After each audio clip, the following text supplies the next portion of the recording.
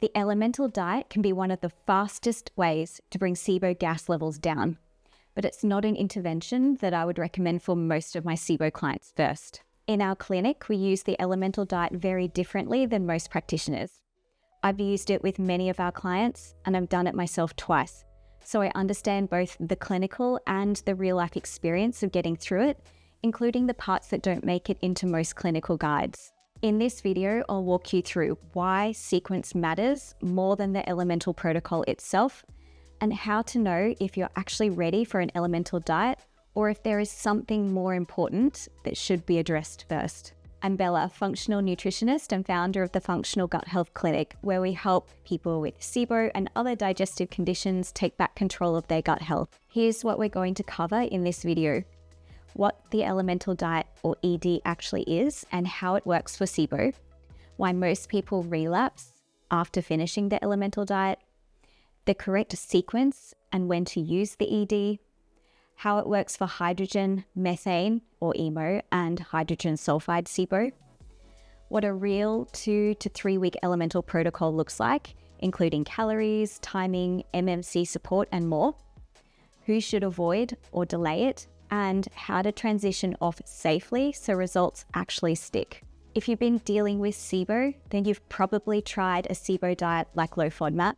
herbal antimicrobials or antibiotics like rifaximin, and maybe you felt better for a while, then experienced symptoms creeping back. If this is you, then I'm not surprised that you're considering an elemental diet. It's basically what I did too. But what I didn't fully understand the first time I did the elemental diet was that reducing the bacteria and archaea using herbal antimicrobials, antibiotics, or the elemental diet is only one piece of the puzzle. The elemental diet is really good at one thing. It reduces fermentable fuel, which lowers gas production and symptoms. But there is another level that often gets missed. The elemental diet doesn't fix or address why the bacteria or archaea overgrew in the first place. For people who relapse after the elemental diet, we consistently see the same pattern. Their gas levels might have dropped during the 2 to 3 weeks, their bloating and other symptoms likely improved, but the following SIBO root causes weren't addressed: motility, immune function, digestion, hormone balance, nervous system regulation, microbiome imbalances, and structural issues. These are the real root causes behind SIBO. And if you don't address them, symptoms will often come back. And here's the most important piece I want you to take away. If you haven't addressed root causes before the elemental diet, there's not enough time during or after this 2 to 3 week intervention to fix them before you relapse. 2 to 3 weeks of the diet, plus maybe another 2 to 4 weeks after, isn't long enough to restore motility, digestion, upstream pathogens, structural factors, and nervous system regulation. This is why we follow a different sequence. We address root causes first. Then we use the elemental diet to clear the overgrowth quickly, and when gas levels go down, if we've covered all of the root causes, they will stay down. So what actually is an elemental diet? It's basically a liquid nutrition formula where all of the nutrients are already broken down into their most basic form. Instead of eating whole food that your gut has to break down and digest, you're giving your body amino acids in place of protein, simple sugars in place of complex carbs, and fats that absorb easily with vitamins and minerals. And the reason this matters for SIBO is because if nutrients are absorbed at the beginning of the small intestine, there's much less left behind for the bacteria further down in the small intestine to ferment. Less fermentation usually means less gas production, which is why some clients see pretty significant symptom improvement during an elemental diet. Most elemental diets are done for about 2 weeks, sometimes 3 for very high levels of methane, and during that time you're usually not eating any other regular food at all. You're getting your nutrition from the formula instead. And this is really important. The elemental diet is not meant to be a long-term way of eating. It's a short-term therapeutic intervention. Now here's where things get really important and where our approach differs from what you'll see elsewhere. Let's discuss the standard approach. Most practitioners use the elemental diet as a first-line intervention. You do the 2 weeks, symptoms improve, gas levels drop, and then you start working on root causes afterwards. But there is a big problem with this approach. There is not enough time to clear SIBO root causes. You've got maybe 2 to 4 weeks after the ED before bacterial regrowth starts happening if motility and digestion aren't working properly. That's not enough time to restore motility and the migrating motor complex, address other gut pathogens, address structural issues like adhesions, rebuild stomach acid production, support bile flow, regulate the nervous system, and do whatever else you need to do to get your body to a place where SIBO stays away. What usually happens is symptoms come back and people think that elemental diet didn't work. Now let's discuss our approach. We flip the sequence. We address SIBO root causes first, and this does take time. And then we use the elemental diet as a finishing tool to clear the residual overgrowth quickly. So by the time someone starts an elemental diet in our protocols, we've usually already addressed infection load upstream, like parasites, yeast overgrowth, and other microbes that are out of balance. We've started motility support like prokinetics, vagal tone work, and meal spacing. We've addressed digestive capacity, so stomach acid, bile flow, and enzymes. We've supported nervous system regulation because stress physiology directly impacts motility. We've identified and started addressing structural, immune, and hormonal factors if they're relevant. And we support symptoms like gas, bloating, constipation, diarrhea, and others so that you aren't feeling terrible throughout the process. And then we use the elemental diet to rapidly bring down bacteria and archaea load when the time is right, knowing that the body is functioning better and able to keep the small intestine environment balanced. This is why our clients tend to maintain results long term. We're not trying to fix everything in the 2 weeks after the elemental diet. We're using the ED as the final clearing phase after we've already built a really solid foundation. And here's another key difference in how we do it. We have clients take the formula at meal-spaced intervals, so every 3 to 4 hours, not sipping throughout the day. Why? Because your migrating motor complex, that cleansing wave that sweeps bacteria, archaea, and waste through your gut, only fires after the small intestine is clear of nutrients. If you're sipping an elemental formula consistently throughout the day, you're suppressing the MMC for 2 to 3 weeks. By spacing your drinks every 3 to 4 hours, we give the MMC plenty of time to work between meals. So you're doing 2 things at once. You're reducing bacterial fuel, and you're also maintaining the natural cleansing process that prevents the regrowth. Now, the elemental diet works slightly differently depending on which type of SIBO you have. For hydrogen-dominant SIBO, the mechanism is pretty straightforward. The elemental diet removes almost all fermentable carbohydrates, so hydrogen-producing bacteria have very little to feed on. With less fermentation happening, hydrogen gas levels will drop, and the bacterial populations drop back to the normal level for your small intestine. For intestinal methanogen overgrowth, or EMO, the elemental diet works indirectly. Methane-producing organisms called methanogens or archaea don't feed off fermentable fiber themselves. They use hydrogen gas made by other bacteria to produce the methane. Basically, the elemental diet doesn't directly starve methane producers. It starves the bacteria that produce the hydrogen gas that the archaea use as their fuel source. And because it works indirectly, it can take a little longer, and that's why we normally add an extra week for really complex EMO cases. For hydrogen sulfide SIBO. Hydrogen sulfide SIBO involves an overgrowth of bacteria that produce hydrogen sulfide gas. These bacteria don't just rely on fermentable carbohydrates only. They can also use sulfur-containing compounds as fuel. And this is where the elemental diet becomes controversial. Most elemental formulas contain sulfur-based amino acids like methionine, cysteine, and sometimes taurine. These are completely normal nutrients. But for someone with hydrogen sulfide overgrowth, They can potentially act as fuel for the bacteria that we're trying to reduce. I've seen some clients with hydrogen sulfide SIBO improve using the elemental diet, but I've seen more struggle with it.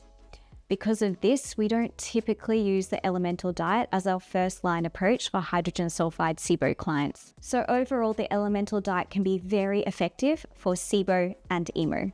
But for hydrogen sulfide SIBO, it's not usually our preferred strategy because of the risk of fueling sulfur-producing bacteria. I'm not going to sugarcoat it. The elemental diet is hard.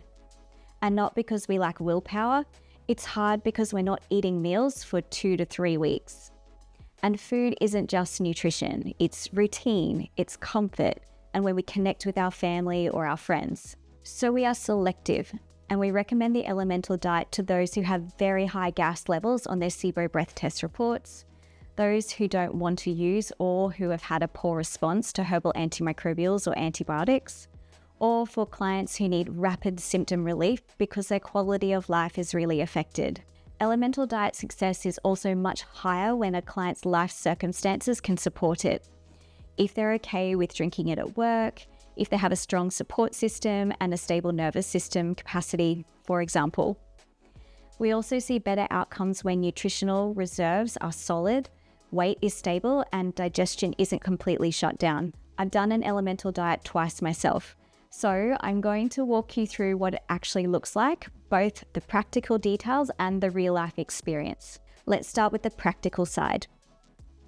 You need to work out your daily caloric requirements and consume enough calories per day to really avoid getting hungry. For me and my exercise levels, that was around 1,800 calories per day, which worked out to be around 12 scoops of the physician's elemental diet formula. This means that one bag lasted me 3 days and I needed 5 bags for the full 14 days. We actually support our clients with doing the math for this because it's so important not to underfuel. Once you get hungry, it's really hard to keep going. We structure the drinks like meals, so every 3 to 4 hours to keep energy levels stable, as well as allowing the MMC to work properly during the gaps. So this might look like someone drinks a larger drink for breakfast, lunch, and dinner with 2 smaller snack-type portion drinks in between. Hydration is also really important. The elemental diet doesn't replace your daily water needs, so make sure that you're drinking plenty of water between the ED drinks. We'll often add in antifungals if they're needed, and we continue prokinetic support throughout, because it never made sense to me that this should be stopped if we believe that small intestine motility is compromised. Now let's get into what it actually feels like. The first few days can feel a bit strange. Some people feel really good quite quickly, while other people get tired, headachy, or just a bit off while their body adjusts. For some people, it can feel a bit like a detox. By day 10, many people settle into the rhythm, and this is often where symptoms like bloating and gas start to improve if the diet is going to work for them. And there's a reason for that timeline. Research into the elemental diet looked at gas reduction at 7, 10, and 14 days and found that gas reduction really began around day 10, unfortunately. So it needs to be at least 10 days minimum. Don't give up early. I want to quickly add my personal experience in case it's helpful for someone. For me, one of the things that I actually liked about the elemental diet was the simplicity. There was no food, no decision fatigue, no meal prep for me, no wondering if I'd eaten something that would trigger symptoms. That part is actually really nice. But there were also parts that were harder than I expected. The monotony was big. The social aspect was tricky. Watching my family eat. I actually pre-froze some meals. I made a lot of meals that I didn't really enjoy, and I asked my husband to cook more during that time, and it all helped. I also didn't go out for meals, and I met up with friends at the beach, and I used it as a work-focused period of productivity. The first time I did the ED, it worked temporarily. Gas levels came down and my symptoms improved during the 2 weeks. But I didn't feel great after because my exit diet wasn't planned and I hadn't addressed the root causes for emo before beginning it. So the symptoms crept back. The second time I used it, I'd already done the root causes, motility support, digestion, nervous system work, and I just wanted that final push to clear the overgrowth. I didn't struggle with the ED the first time, so repeating it was an easy choice, and it worked. My own experience taught me a ton about why sequencing matters. Now let's cover the taste challenge. This is the number one challenge I hear from clients. And to be fair, elemental formulas don't taste good. They're chalky, they're sweet, and medicinal depending on the brand. Here are some tips that we give to our clients to help them. You can blend it with ice to make it a slushy if you can tolerate the cold. You can have the drink at different temperatures. You can drink it through a straw. You can make the drink into ice blocks and drink it in different types of glasses or mugs. And yes, that actually helps. Cost is another reality. Elemental formulas typically run from around $400 to $1,000 for 2 weeks, depending on the formula and how much you need to take. In the clinic, we most commonly use the Physician's Elemental Diet by Integrative Therapeutics, designed specifically for SIBO. This product is more affordable and it comes in 2 versions, the original and the dextrose-free, which has overall lower levels of carbs. Both versions will starve bacteria, but the dextrose-free option can be gentler metabolically for people sensitive to simple sugars and theoretically reduces the risk of feeding SIFO or small intestinal fungal overgrowth, which can make it easier to stick to the protocol. If you decide to move forward with an elemental diet, I've linked our full script dispensary below where you can access high quality practitioner formulas with our 20% clinic discount, which can save you hundreds over the course of a protocol. We sometimes get asked about homemade formulas, and I don't recommend DIY approaches because they are hard to make. You need to get a complete amino acid profile, you need to get correct osmolarity, and all of your micronutrients. If cost is a barrier, it might be worth looking into working with a practitioner so they can help guide you through a partial elemental diet approach or some phased antimicrobial strategies instead. The elemental diet is not an approach for everyone. Consider avoiding or delaying if you're currently underweight or you've had recent unintended weight loss, you're pregnant or nursing, you have insulin-dependent diabetes, you have an active or recent eating disorder history, or you are starting without some degree of clinical guidance. And sometimes a short delay is helpful too. If you have SIBO root causes to address, like lots of other pathogens in your gut, if your nervous system load is too high, if your hormones aren't stable, and you've had a recent illness, the right decision might be not yet. The end of 2 to 3 weeks is where planning becomes really important, because coming off an elemental diet leads into food reintroduction, and this needs to be gradual and thoughtful to avoid overwhelming digestion. After the ED, digestive enzymes often need reactivation. Bile flow has to readapt and motility must be actively supported. But in our approach, these systems are already being supported, so we don't start from scratch after the 2 to 3 weeks. There are 2 main options for food reintroduction, so I'll list them out. We tailor these to our clients, their health history, and their preferences. So option 1 is a transition straight over to a lower fermentable fiber diet, like low FODMAP or SIBO biphasic. And option 2 is complete partial elemental diet for a few days as you transition back to food. This means some meals remain the elemental diet drinks and you bring in food groups like basic proteins, oils, and a few vegetables for other meals, then diversify further from there. This option is great for clients who have a history of low digestive capacity and previously a very limited diet. And here's something really important to know. Don't expect to feel perfectly symptom-free the moment food comes back in. There's usually a short transition period where digestion is readjusting and it's completely normal. But because we've already addressed motility, digestion, other gut pathogens, hormones, nervous system regulation, the transition is usually much smoother and results tend to stick. So should you consider the elemental diet? Here's how to think about it. You might be ready for an elemental diet if you already addressed the major SIBO root causes of motility, digestion, upstream microbes, structural issues, hormones, immune and nervous system regulation. You have high gas levels on breath testing. You had partial or no response to antimicrobials or antibiotics. You need rapid relief for quality of life. You have stable weight and nutrition status. You have capacity for 2 to 3 weeks of a structured intervention. Your practitioner has a plan for what happens before and after. And you should probably wait if root causes haven't been addressed. You're currently underweight or nutritionally depleted. You're dealing with high stress or nervous system overload. You have a history of disordered eating. You're expecting the elemental diet alone to cure SIBO. You don't have a solid plan for the reintroduction phase. For some people, the elemental diet is the right next step after you've addressed root causes. For others, you might still be in the foundation building phase and the elemental diet comes later. If you decided that the elemental diet is the right next step for you, I've linked our full script dispensary below where you can access high quality practitioner formulas with our 20% clinic discount, which can save you hundreds over the course of a protocol. But here's the most important piece I want you to take away. The elemental diet works best when it's used at the right time, when you have SIBO root causes covered, not as your first intervention. If you're considering the elemental diet but you aren't sure whether you're actually ready for it, or you want to do it with support, then my team can help. We look at your health history, symptoms, and your lab reports. We assess your SIBO root causes, and then we work out whether the elemental diet makes sense. If it does, we support you with the correct sequence, so when you do use it, the results actually stick. You can book a free 15-minute call using the link in the description below.